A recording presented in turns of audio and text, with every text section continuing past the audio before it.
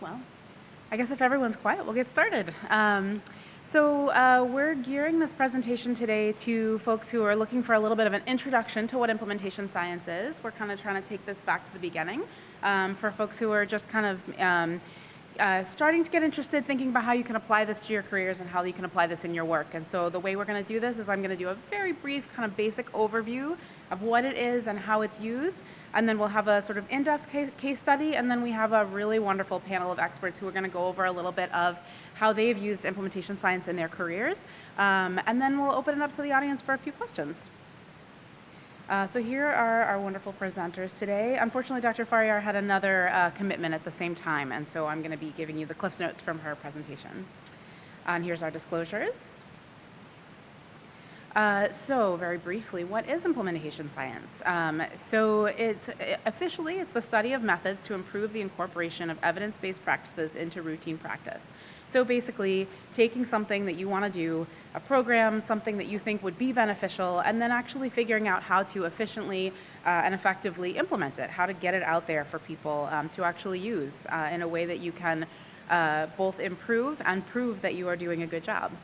And the simplified version of this is you start with, and I stole this, but you start with your thing, right? Your thing is whatever it is that you think would be a good idea to improve people's lives or to improve something in your hospital. Effectiveness research asks whether that thing actually works or not. And then implementation research comes in once you know that it works and says, okay, how do we actually get people to do it? And how do we get them to do it well? And how do we make sure that it works in real life effectively? And so this is another way of kind of looking at this pipeline. So you start with your intervention or practice of interest. So I'll put in my own work a little bit here. I work on HIV and syphilis screening. And so we can talk about HIV screening as an example a lot of people are familiar with. So first you ask, has it been shown, does it have proven efficacy, right? So that means, does it work under ideal conditions? There's plenty of data for that in HIV, right? We know HIV tests work. So no problem. Now we move down the line into the next area, which is, has it shown effectiveness? So a lot of our programs that we come up with ideas for, we don't really know if they're effective yet, whether once you take them from your idea into the real world, if that works. Like once you ask, instead of say a research assistant, to approach everybody and ask them to participate, right? That works great because you've got someone dedicated to doing it. But does it actually work once you say, okay, now our ED staff is going to be asked to do this? So that's effectiveness in the real world. And sometimes that is done separately from the implementation part, and sometimes those are together. And so you can have a hybrid effectiveness implementation trial where you test both the effectiveness and the implementation at the same time, depending on what your needs are. And the implementation part of that would look at, okay, so if we can say, we look at whether it's effective in the real world, but how do we actually get people to participate in it? How do we improve patient participation? How do we improve staff participation? How do we make sure it reaches our target population? Things like that. So that's the implementation side of it. And I want to sort of encourage you to think about implementation science as something you can use at any point during the process. So ideally, you start at the very beginning of when you're starting to design something, and then you use it while you're designing, and then you use it at the end to evaluate. You can use it to translate knowledge into practice. You can use it to plan your intervention, to make sure you're not forgetting really important details that you're going to need as you're designing and putting your program into practice. You can use it to take an existing program and improve its effectiveness. And this is something I think we're going to be seeing a lot of, because there's a lot of programs that are out there that were really great ideas that people have just kind of done. And now we're going to start seeing more sort of efforts at applying science to this, at saying, well, how can I make those programs better? How can I make them bigger? How can I scale them up? And how can I scale them out? So how can I kind of effectively take my program and take it to another site? And then how do I evaluate it? And evaluation comes into play again as a really important part of making sure your programs get adopted and sustained. So you want to be able to scientifically evaluate how your program is doing and take that to leadership, take that to funding agencies, take that to other places where you might want to disseminate, to have them adopt the same program and say, here is our data that says, you know, this program works. This is why you should fund it, adopt it, support it. And so implementation science uses a variety of frameworks to accomplish these. We do not have time to go in depth into those frameworks today, so my goal is to just kind of introduce you to the concept of the frameworks. And so the frameworks help to conceptualize an intervention all the way from the initial design through long-term sustainment.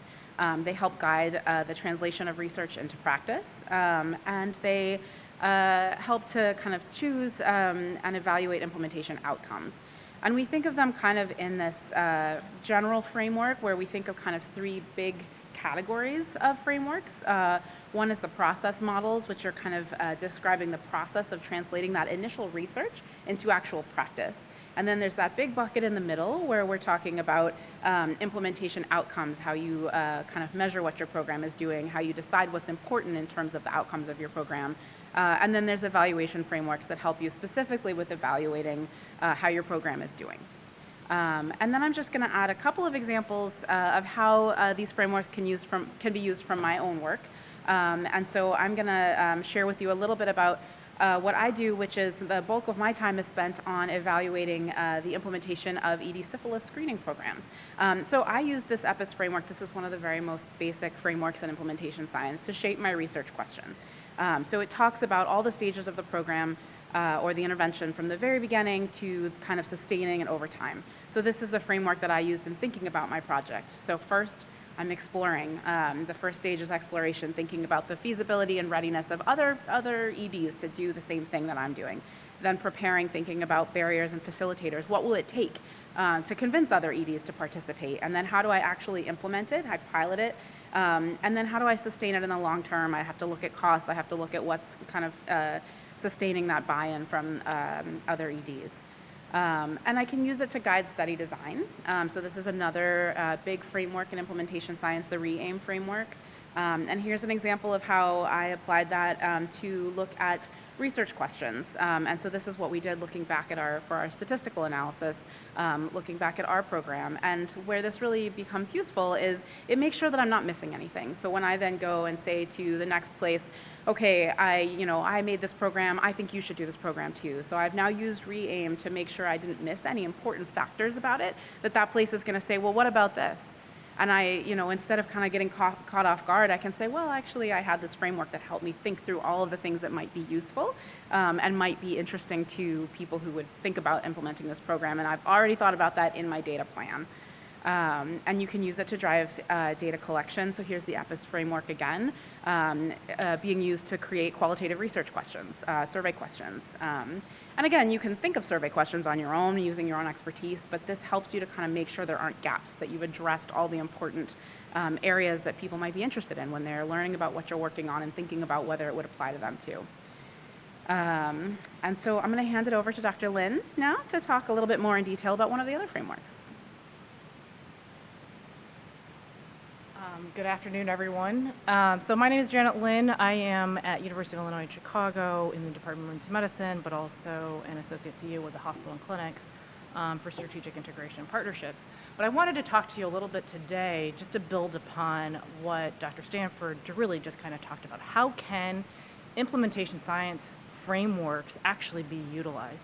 And if you recall that one slide that she did that was like essentially the subway pipeline, if you look at that, and you can probably imprint upon that, kind of pharmaceutical drug studies. It's phase 1 through phase 5 studies in terms of like efficacy, effectiveness, et cetera. And so just to kind of shift a little bit, and this is looking what we ended up doing, and I wanted to share with you, kind of application of these implementation science frameworks that actually help to evaluate the design and delivery of a COVID-19 clinical therapeutic trial at the height of COVID. And so I'm going to kind of talk through what the role is, but then a little bit about the study and how we actually are looking at this. This is ongoing work and have some potentially preliminary data that we can show in terms of what we did with it. So the role of implementation science, I think it's already been articulated. It really is a way to translate research, evidence-based, into practice in the pragmatic setting. And so how does it actually really work? We know it works in the laboratory. We know it works in the test tube staging. How do we actually demonstrate that it works when you're actually faced with all of these factors that you don't have control, whereas previously you had an extremely controlled environment? The other aspect of implementation science frameworks is that you can actually use it to evaluate the success and or maybe the lack thereof of an intervention. And so for the purposes of this, what we wanted to propose was that implementation science models can be used to adapt clinical trial design such that it can account for the limitation challenges in executing a clinical therapeutic trial during a global pandemic. And I mean, this is kind of taking about a 3-year step back in terms of trying to put yourself in the position of really at the beginning, kind of what we were faced with. And I think the key things of that, and you're trying to do kind of formal, randomized, double-blinded control studies, how are you going to be able to do that at the height of COVID when you had all of these unknowns and all of these different things that were really coming at you, not only from a practice standpoint, understanding the disease itself, understanding what kinds of resources you actually had available, and then quite honestly dealing with fear of COVID in and of itself. And so how these frameworks are useful is it allows us to kind of retrospectively look at, what are these different multi-level contextual factors that were considered ultimately when we actually walked through. And we were, in essence, kind of building the plane as we flew it, but I think we can actually look at this and see, can we use some framework to help inform us to the evaluation of it. So what we have been utilizing is something called, another example, is the Consolidated Framework for Implementation Research. We used it to develop a post-implementation evaluation. However, it can also be used to inform program development and planning as well. And so what we ended up doing and what we wanted to do was use it to retrospectively look at what were some of the potential barriers as well as facilitators to the successful implementation of the Active 4B trial during the COVID pandemic. How many people know or are familiar with what the Active 4B trial was? A couple people. We'll talk very high level.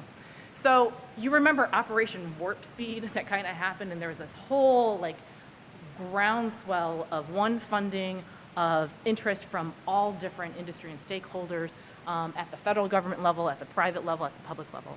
And so really what this basically kind of encompassed was the acronym ACTIVE, which was Accelerating COVID Therapeutic Interventions and Vaccines.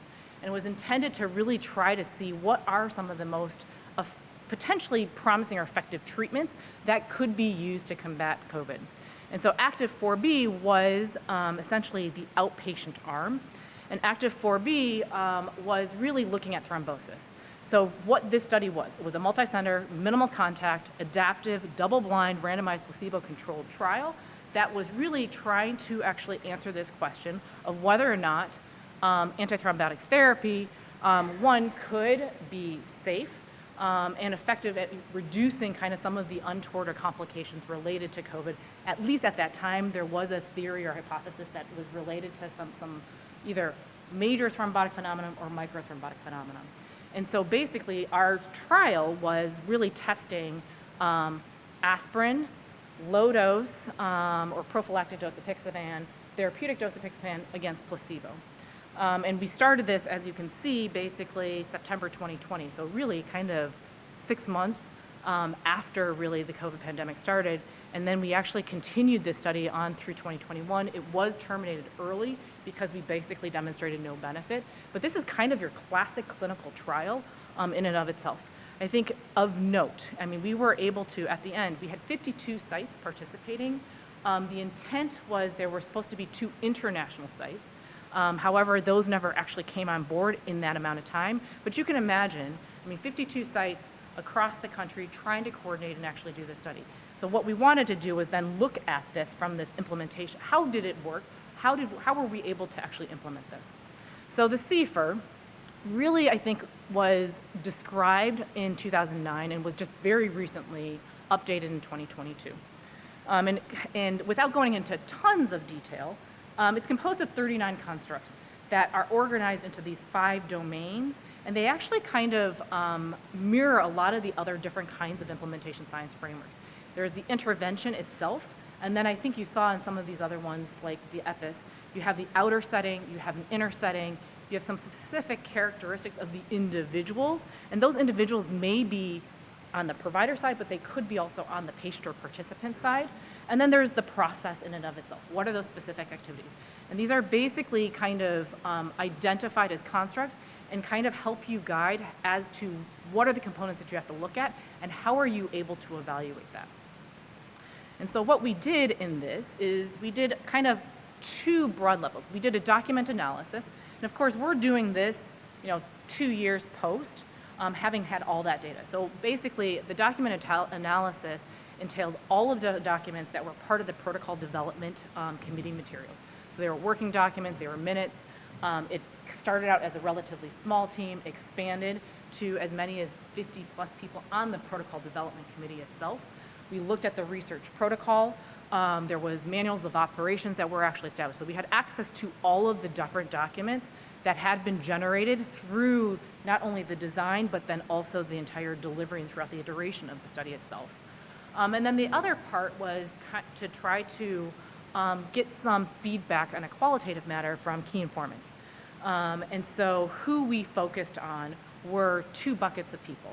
Those that were part of the protocol development committee and or the clinical leadership at that time, because there were kind of some key kind of leaders within that. And then of those 52 different sites, the site principal investigators and their key personnel.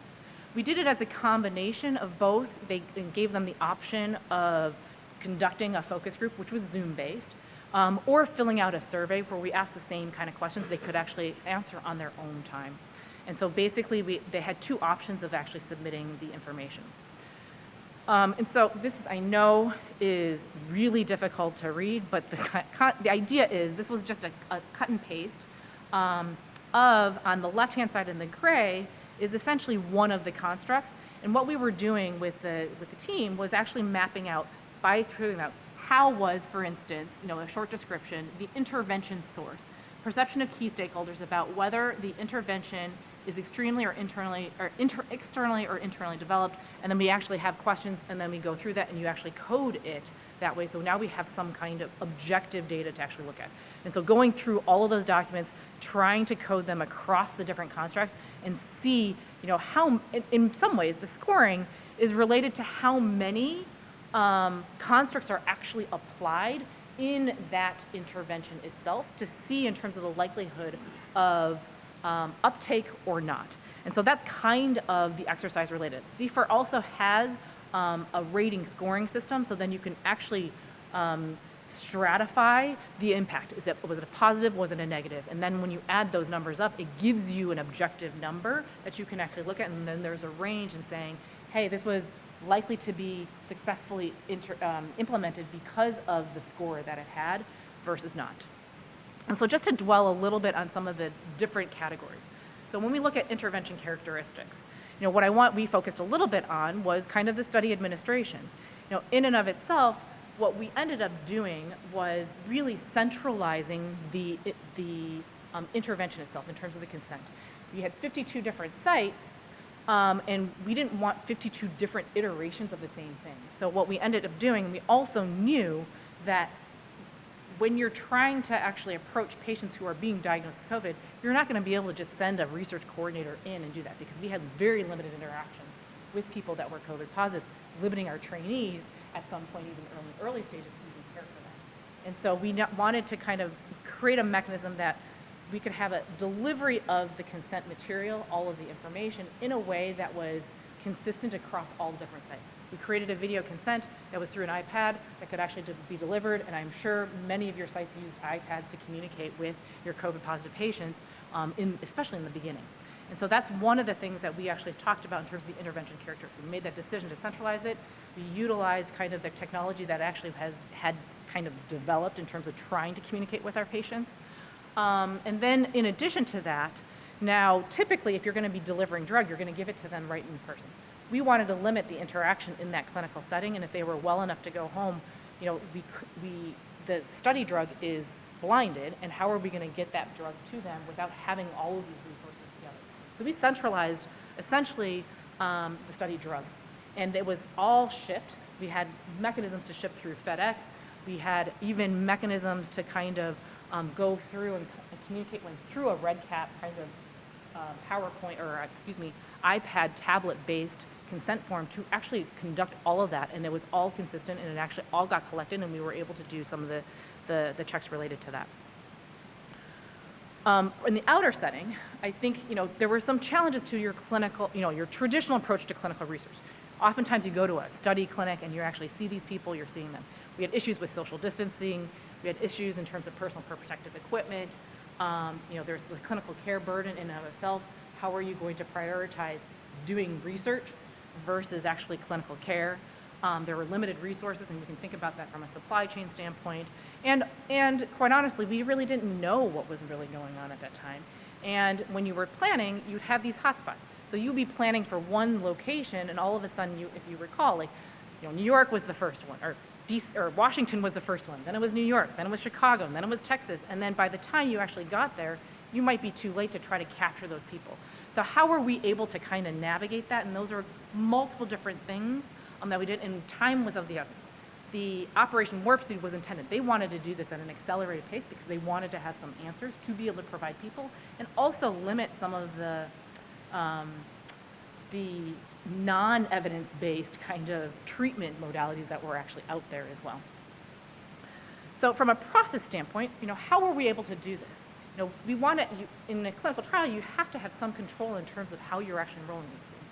So how are you going to enroll these when every single location probably had, one, different numbers of COVID, potentially different kind of protocols in place, and where you were actually seeing these participants. So we were able to actually create multiple different enrollment pathways that allowed us to maintain the fidelity of the potential participant and maintain kind of the blindedness, if you will, of that. And so we actually identified academic medical centers, community hospitals, and partnered with CVS and the pharmacy in their kiosks when people were showing up to get tested, to be able to actually use that as an entry point for potential recruitment enrollment, and then created these traditional different pathways. Some of it was traditional, meaning that they showed up to the clinical center, but be it an emergency department and urgent care for the most part, or we also created pathways that were home health related. If someone had tested because they were at a testing center, we had access to their test result, we would actually contact that patient, and you have to have, there's blood-based, basic kind of blood tests that you had to do. We would actually have some mechanism where we sent centrifuges and phlebotomists to the home in order to collect the sample so that they could actually have their baseline lab data to actually start. And that actually incorporates kind of the home health aspect where we had nurses and phlebotomists, as well as kind of a mobile lab, if you will, to do that, to allow us to maintain the fidelity of the data that we were trying to collect. And then I think importantly, and I mentioned in terms of the individuals, it's both the providers and understanding the provider, but also of the individuals. And I will give the example more of us locally in Chicago. We work in an area where there's oftentimes the underserved, but oftentimes also underrepresented in research. And coupled or tripled with that is that they were disproportionately also affected by COVID. So how are we able to actually enroll and build that trust that they would want to participate in this? So we have multiple different materials and different mechanisms in terms of videos, as well as even kind of the infographics that reflected kind of the population that we were targeting, and trying to make it in a way that was appropriate from a health literacy perspective as well, and as low touch as possible. So that kind of helps identify some of those components that we were looking at more on a qualitative basis. So we've completed the document analysis. Our protocol development committee interviews and surveys have been completed. They are actually going, we completed actually the transcription, and we're doing some of the preliminary analysis right now. And so that's kind of some of the things that we're doing underway, and then ultimately going to be scoring all of those documents once we get that. I have some preliminary information. I think one of the key things in terms of the providers were, or the study personnel. One of the things that was really unique about this is we convened 50 plus different kind of experts that had not worked together before, and we never worked together in person. And so to be able to kind of coalesce amongst all of that was actually a pretty big challenge. But I think one of the success factors is that we had a single unified reason for doing this. So everyone was committed to it, and so I think there was less deviation in regards to that, and a lot of this sentiment of we need to do what we need to do, and how are we going to figure that out. So I think that was one thing that I think was another positive, and as we start doing the analysis, will likely come out in terms of some of the themes.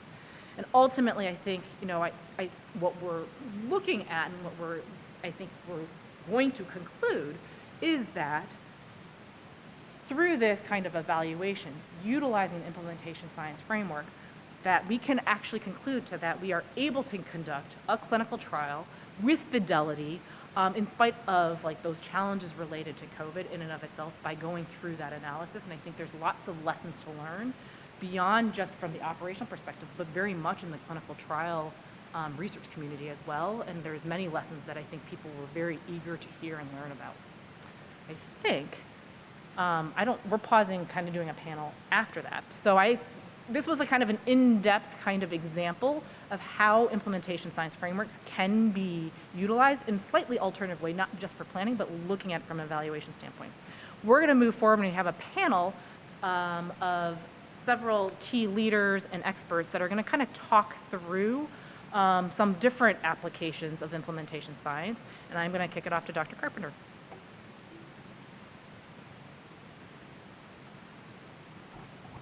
Thank you. That was really interesting to listen to.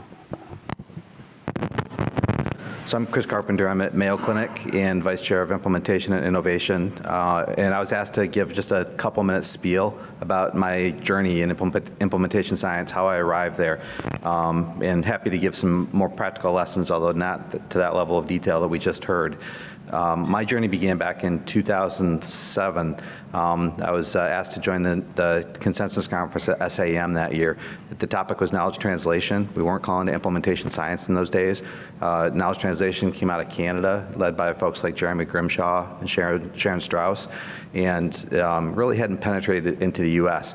The reason I got interested and signed up for this knowledge translation conference was because I'd read a paper from cardiology, one of the cardiologists at my institution, that looked at 30 randomized control trials in various CHF applications that had been shown to be effective and cost effective. And then they went back to the centers where they actually had done the research, so had gotten NIH dollars to do the research. 15 of the studies were in the US and 15 were outside the US. And they found that outside the US, years later, after the funding had gone away, 13 of the 15 European sites had continued to do this effective, cost-effective CHF intervention, and only 7 of the 15 US sites continued to do this effective, cost-effective intervention at the site where it had been developed and published. And that was just eye-opening to me, and as a taxpayer wondering what we're doing with our NIH dollars if we just forget about what we learned after the funding evaporates. So I went to this conference. I led this group that developed the knowledge translation pipeline. There's some great folks in the room, like the late Carrie Chisholm was in the room giving us ideas. And the idea was we wanted to understand conceptually knowledge translation, where does it go? Where does the information go once we learn it in research to delivery at the patient bedside? And the model we came up with was this water pipe where you have leaks in the model like a pipe, and kind of sequentially where we think the information leaks out before it actually gets to the patient. And the Institute of Medicine at that time was saying it took about 17 years for 14% of the evidence to get to the bedside. I don't know that it's a whole lot better these days, 24 years later. But awareness, if we're not aware of the evidence, we can't use it. If our clinicians don't accept the evidence, they're not going to use it. The water fountain gives you, the spout gives you some ways to slow down those leaks, in our opinion, and the drips coming out are actually examples of that type of a leak. Next leak is applicability. If it's not applicable to our patients, we're not going to use it probably. If we're not able to use it, if we don't have that device or that test, if we don't have the resources, the nurse or whatever personnel to do it, we're not going to be able to do it. And then act upon, if we don't remember to use that information when we have that patient in front of us at the appropriate time, obviously the information is lost. We have forgotten to use it. The last 2 leaks we often forget about, but those are patient and family leaks. They have to agree with what we're telling them. This is the best evidence for you for this diagnostic, prognostic, therapeutic intervention. And then once they leave our department, because we only have them for a finite period of time, they need to follow through and do it. So we developed this knowledge translation model. Fast forward a couple of years, I was trying to get my geriatric EM funding. My mentors at WashU, where I just relocated from, had me go to this training institute for dissemination implementation research and got to learn a lot of the science and these different models. Brought my knowledge translation pipeline that we had developed, which they hadn't seen before, and they were quite happy to see that conceptual model. And then they sent me to the NIH, these implementation scientists, and asked me to actually lead this group that was trying to conceptualize for the NIH across all the institutes. What do we mean when we're putting out grants for dissemination implementation research? What are the basic components that it should contain? This is the model we put together, and I'll be honest with you, as somebody who's a journal editor, The way I went there was I wanted to understand how I can get authors at my journal to consistently report the elements of implementation science. And so I came there with a preset conception of what I wanted to get out of it, which was develop a equator network reporting standard, like Consort for RCTs, like STARD for diagnostic studies, for implementation science. So as I left that conference, I found out the Europeans were thinking in a similar vein and had actually registered with Equator Network. So the NIH sent me as their representative to Europe to join the European team, and we developed what's called the STARI reporting guidelines, which were published in 2017. And then my funding mechanism through geriatrics is Geriatric Emergency Applied Research Network, and I lead the implementation science core there. Realized that it takes a long time for this meta-science of implementation science to really permeate to our investigators. So we put together a series of 15-minute videos. I know emergency physicians have a short attention span, so we kept it very short. But each of those elements of the STAR reporting guideline, there's 27 of them. We have an implementation scientist, one of the experts in the field, talk with a early career investigator with a specific question in mind. So you want us to report fidelity. How do I do that? So you want me to choose a behavior change framework. How do I do that? And these are really fun to listen to, seriously fun, because they also give you links to websites where there's websites where you can plug in your specific project and it'll point you towards a framework that you can use, or a small number of the 150 plus frameworks that exist, a small number that might be appropriate for you to look at. There are sustainability tools. You can plug those in and see how to assess sustainability with your project. And so not only do you hear for 15 minutes the expert and the junior investigator talk about how to measure these phenomena, but you also have some resources to learn more if you want to afterwards through some websites that exist. So that's been my journey, much more about the meta-science and how we continue to evolve implementation science and make sure it's reported in a way that's reproducible across specialties, across journals, and across studies within our emergency medicine area. So I'm happy to answer questions when we get to our panel. And who am I turning it over to? You're going to do Kiran's? Okay. So Dr. Faryar had, unfortunately, a last-minute conflict come up. So she just wanted me to convey to you all that her main point is essentially she wanted to kind of impress upon you the importance of mentorship. And she told me a very compelling story that I will not do justice to, but basically that she followed a mentor to an institution specifically because the mentorship is so important as you're getting started. And so really just picking, really prioritizing, especially as you're starting to learn and starting to figure out how to apply implementation science to your projects, making sure you're doing everything you can to get that mentor structure in place. And I will move it along. Hi, everyone. I'm Liz Samuels. I'm an emergency physician researcher at UCLA. I came to implementation science, I think, mostly for very practical reasons. I started residency wanting to do, I was interested in research, but I was interested in implementation or starting programs to do evidence-based public health in the emergency department. And as a resident, one of the projects I got involved in was a ED naloxone distribution program. And speaking of mentorship, I had some very kind mentors that said, okay, this is great, except how are you going to measure it and how are you going to teach other people to do it? And then if you want all of the other emergency departments to do it, what do you need to figure out to show them how to do it? And that kind of opened my eyes a little bit to the world of implementation science. And I would say in general, one of the things when I meet young people who are interested in doing equity work in the emergency department, but maybe are kind of interested in research, but are concerned it's a little detached from reality, this is the most applied, practical, I think, most emergency medicine friendly form of research for me. So if you want to see and measure the change you are making for patients and be able to generalize that to other settings, and if it's not working, figure out what you need to do differently to make it work. My work is at the intersection of research, public health policy and programs, and clinical care and quality improvement. And I feel that implementation science has really enabled me to do all of these things at once. I think that a lot of mentors had said, well, you need to pick one of these things you'd like to do. And like a true emergency physician, I said, no, thank you. I would like to continue to do all of these things, and implementation science is really the way I was able to do that. I think I'll talk a little bit about some of the training that I was able to get through fellowship and then afterwards, But I did this both as a clinician and then also as an academic physician, but then also with partnership with both community-based partners and community-based organizations and the State Department of Health, of where I previously trained and worked in Rhode Island. So I also did the tighter course, which Dr. Carpenter mentioned, when I was a fellow in the National Clinician Scholars Program. This has been, if you're looking for it, and we do have a resource guide. Okay, we're gonna talk about that later. That tighter course is in a bit of a different form now, and there is a training institute for dissemination, implementation, research in cancer, but a lot of the prior lectures and things from the tighter course are available online. So go to the resource guide, which we'll talk about later, and those are excellent resources. And the other thing I did as part of my KL2, which is the after fellowship, sorry, let me back up. In terms of my career arc, I finished a fellowship in health policy and research. I went back as faculty to Brown. I was working at the Department of Health and doing programmatic work in our emergency department and pursuing a research track path. And I got a KL2, an institutional K, which is a 2-year K. And as part of that, I got financial support to take courses. And I had a mentor say, you should check out UCSF. They have an online certificate in implementation science.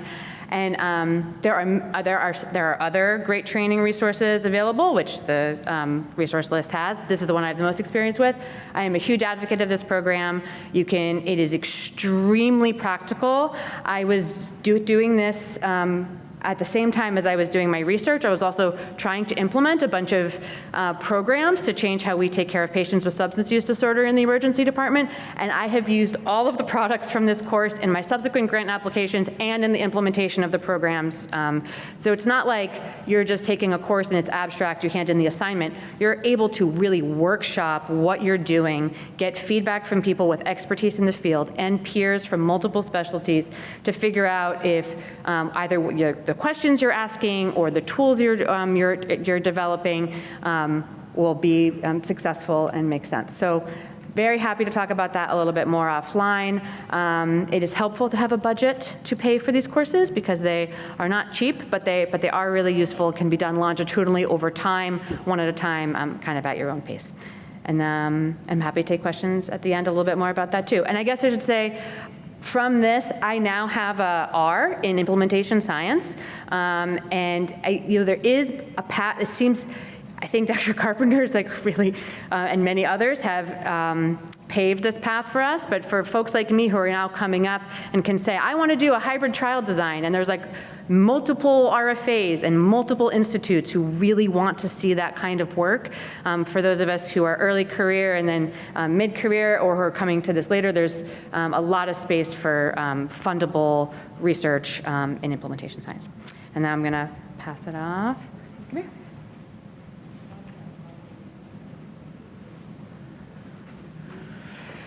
Afternoon. I'm Kabir Yadav. I'm over at Harbor, UCLA, so Liz and I are now neighbors. I guess one theme of all of this is that we've all come to implementation science in different ways, but I think in the spirit of actually getting things done, I think you will find your way to implementation science. The way I pitch it these days, working at a county hospital, is that it is the intersection of EBM health services, and it's a way to get my people that are interested in social emergency medicine and the folks that are interested in ClinOps to actually talk to each other about how to actually make things work in the real world. In terms of what I've done, I came up with an interest in clinical research, evidence-based medicine decision rules.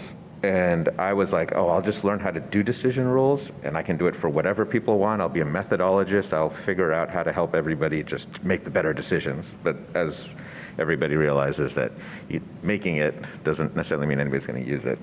So then I was like, oh, we'll figure out how to get informatics to help. And so then I followed up with, after doing a research fellowship with doing informatics and got boarded in that. And I was like, oh, now EHRs are going to be the way to get people to actually do what's best for patients. And that has gone about as well as one would imagine.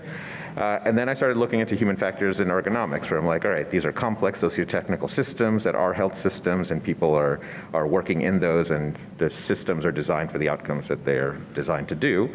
So how do you figure out how to modify those designs or adapt them? And that's how I ended up with implementation science in the end, was going from evidence-based medicine to informatics to human factors and ergonomics, and then to implementation science. But fundamentally to me, it's bringing the best evidence to the bedside for patient care.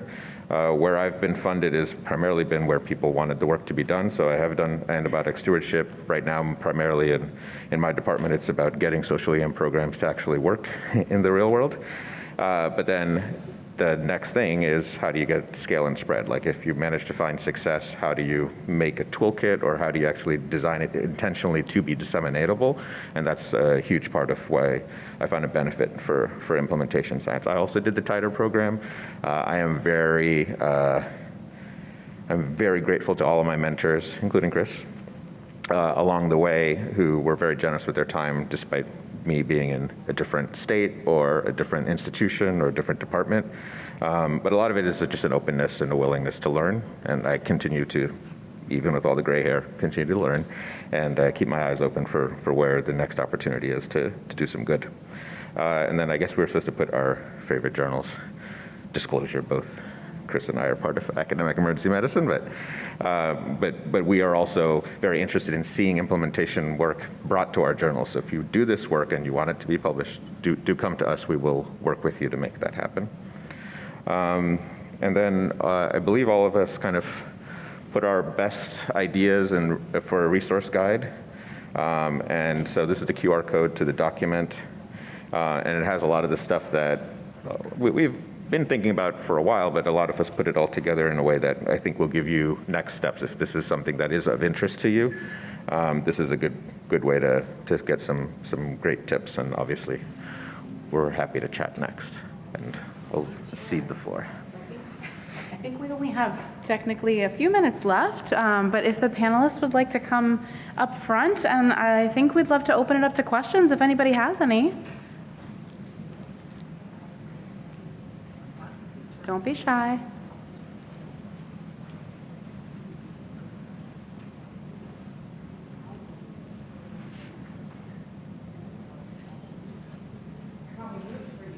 I know. Yes. Do you want to speak up, or should I figure out how to use a microphone? Chris, what has been your greatest success? What's been our greatest success? Yes. In my opinion, I think you get different answers from everybody up here. I think it's that NIH now recognizes the importance of moving evidence to the bedside and are creating funding mechanisms to put their money where their mouth is.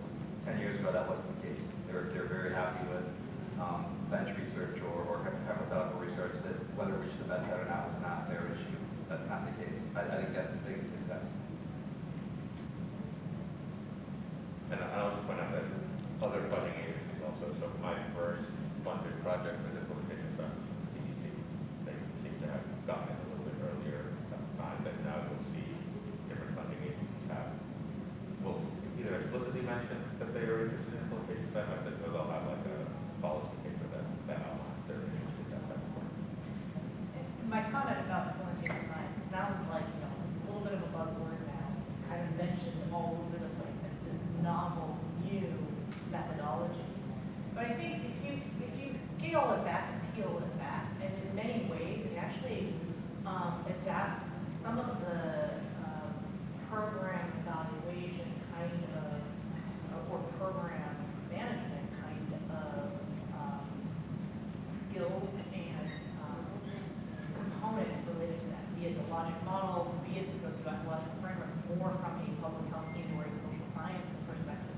But really applying that aspect of how do we actually make this work? We know that it works in an evidence-based in a vacuum, if you will, but now we need to make sure that it actually gets down to the very, very bottom, and that it actually has its intended effect. So I think that's one other thing, and I always reflect upon that. I know I mentioned a little bit earlier, you may or may not have heard of the plan to evaluate the PDSA. So in terms of plan to study that. But I mean, it's kind of, it's a cycle, and it's the same kind of process in some ways. Implementation science framework really takes that into account. Inputs, who actually is going into that, what is actually going into that. You're taking those things into consideration. What are those outputs people get, and what are you actually measuring in terms of the outcome?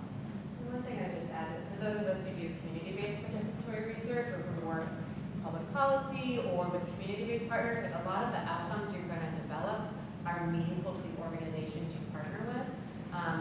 a lot of space in implementation science for that, to co-develop work with your community partners, and developing like strong evidence-based science and like how we do not only the interventions we develop, but how we do those interventions, but in a way that can center the role of your partners and is not so detached, if that makes any sense. Like these frameworks help you take into account the external environment, the internal environment, what resources are available, and if you want to replicate what you're doing. Like what I develop at a high-powered academic center in a super controlled setting is going to look really different when you implement it someplace else, much less maybe some type of community intervention. And really understanding the modifiable factors and some of those causal relationships can really aid with dissemination, especially if you're trying to create more broad, widespread change. So I think that those are very useful not only in terms of practicality, but also in what is fundable. Because you'll have NIH-funded, but you'll have CDC-funded, you'll have SAMHSA-funded. You have, I think, a more common shared language with your state and local partners who will not want to talk about research, but will talk about program evaluation. And you'll be using a very similar set of tools, almost identical frameworks, but it won't be such a divisive language barrier if you're talking about doing that work. One thing just to add on that concept of community, that community includes us. I mean, as providers, we are a community and a culture itself, and that actually has to be part of that process.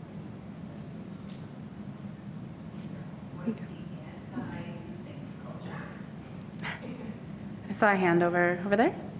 Yeah, thanks, Brad Gordon, Regis Hospital Partners. I was curious about sort of career trajectory and grants trajectory around implementation science as a skill set when a lot of people's careers are built in a disease model state, and I can see somebody who's got the skill set bouncing between different diseases and problems because often it's not that type of a trajectory. It seems like you might be working, this a little bit paired up with your some of the acute quality improvement discussion earlier, but where you might be working on expedited partner therapy, dissemination, but then opioid epidemic work around teaching buprenorphine, and it just feels a little bit hard to envision how you do that and how people kind of adjust from different content areas. But maybe I'm not seeing broadly. Yeah, I think also, I have a content area. I also have implementation science in my content area. So like, I might be a clinical trialist in my content area. I'm not. But not that I don't have any experience with that, but it's a set of research tools and an approach, and not just frameworks, but also methodologies. Certainly you can do a randomized control trial as part of your implementation science trial, but I often struggle with the disease model of our funding pathways, and yet that is what you have to contend with. So I don't think they're mutually exclusive. I do have specific areas of content expertise. I just happen to do implementation science in that context. Microphone, do you need to talk to a microphone because the session's being recorded and nothing that's being said right now is being picked up unless they're talking to the mic. Our niche area, complex reviews for PhDs will never have that. But I think that just like if you ran an RCT, you have a trialist expert on there. If you've never done a trial before, if you're doing qualitative research, you bring in a qualitative researcher. Probably in the future, we need to have an implementation science researcher, and I'd like that to be an MD expert that does that. So I think that would be a career niche for those that really want to get heavy in the meta science of implementation as their area.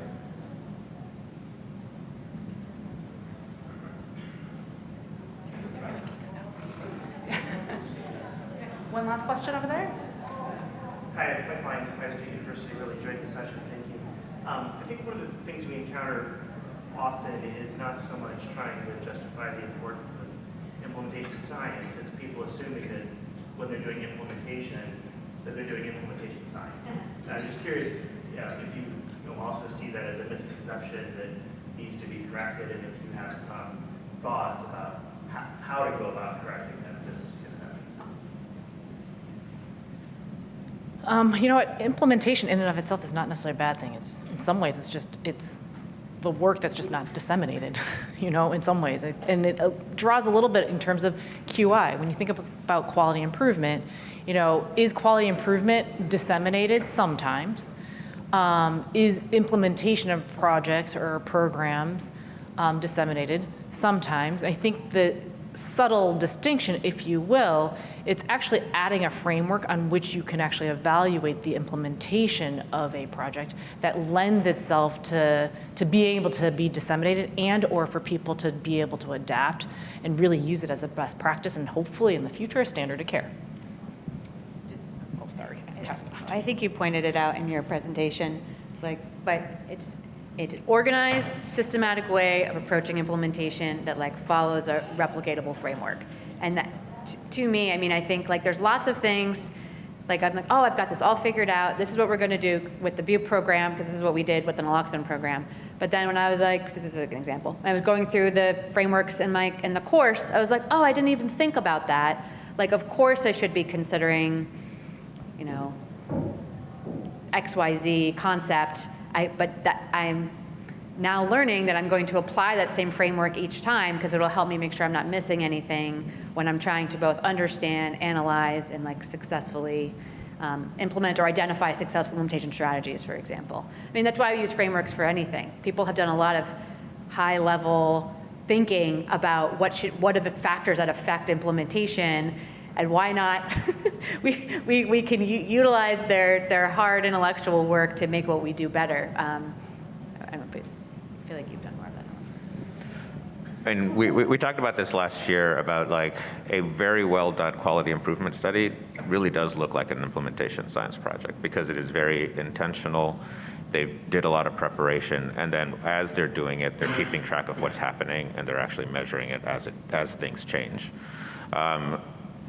At the time that you submit your manuscript is probably too late, but I think if you are doing rigorous work and the goal is to actually make something that somebody else can learn from, then I think it's just honestly just finding somebody that is ideally a local expert, but we're in 2023, you don't have to find them locally, but somebody that can help you with some of that guidance of the planning that really goes into implementation work that really does lend itself to being something that can be disseminated.